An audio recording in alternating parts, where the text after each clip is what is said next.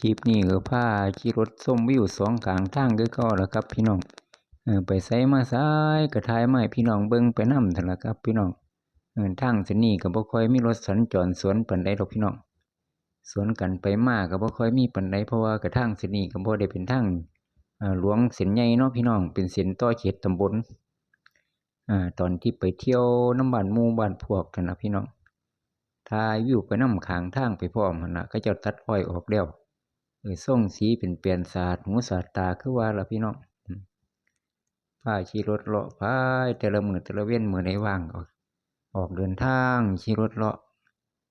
หาเที่ยวเล่นน้ำหมู่น้ำเพื่อนไปพ้อหม้องใดเป็นได้ถ่ายคลิปก็ถ่ายมาให้พี่น้องเบิ่งไปซั้นแหล้วแต่ว่าทางเส้นนี้มันเป็นทางซอยเขตตำบลเนาะพี่น้องเขาเจ้าก็ปลูกพืชผักอยู่ข้างทางก็มีดอกปลูกปลาทั่วก็มีปลาข้าวโพดก็มีก็เดี๋ยวแต่ก็อยากสิปลูกเป็นอาชีพเสริมหน้าแล้งเนาะพี่น้องส่วนมากเขาเจ้าปลูกข้าวโพดไว้ต้มขายน้ำข้างทางนะจะเป็นลักษณะแบบนั้นล่ะพี่น้องแถวทางนี้ทางเส้นนี้ก็ประมาณ10 กว่าโลสิฮอดอีกตำบลหนึ่งครับพี่น้องออกจากตัวอำเภอออกไปประมาณ10 กว่าโลจะเป็นเขตอีกตำบลหนึ่งก็มีหมู่มีพวกอยู่ทางฝั่งบ้านทั้งพี่ละก็เลยขี่รถเลาะเที่ยวหาเล่นไปก็พอได้เบิ่งวิวทิวทัศน์ไปสำหรับพี่น้องนั่นที่ก็สิมีค่อยรถสวนมาแต่ละคันนะพี่น้องแต่ว่าตั้งแต่หน้าตัดอ้อยใหม่ๆรถหลายเด้อพี่น้องรถแจ้อ้อยบรรทุกอ้อยหลายดิตั้งแต่ตัดอ้อยใหม่ๆนี่อ้อยเพิ่นตัดออกหมดแล้วเนาะเขาเจ้าก็ปิดหีบปิดโรงงานน้ำตาลแล้วก็บ่ค่อยมีแล้วเนาะรถใหญ่ตั้งแต่บ่ทันได้ตัดอ้อยหมดนั่นก็โอ้รถบรรทุกอ้อยหลายแล้วพี่น้องแต่ก่อนตั้งแต่เดือน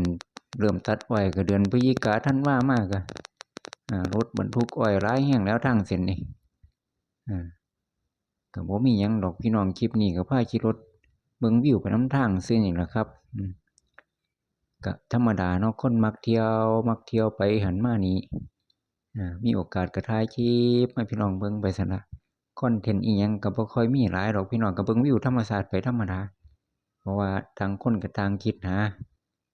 มักแต่ละคนก็มักบ่คือกันชอบบ่คือกันเนาะพี่น้องเนาะผู้เพิ่นมีเทคนิคในการทำคอนเทนต์ของเพิ่นก็เฮ็ดไปซั่นล่ะเฮาก็มีหน้าที่มักชอบไผมันเนาะพี่น้อง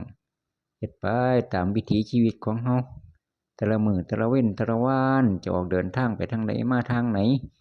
ก็ขึ้นอยู่กับตัวเฮาสิไปหน้ามาหลังจะไปข้างหน้าก็ไปเรื่อยๆเนาะพี่น้องขับรถชมวิวไปเนาะถ่ายคลิปถ่ายอะไรไปธรรมดาล่ะพี่น้องเอ้ยเข้าเขตหมู่บ้านนะพี่น้อง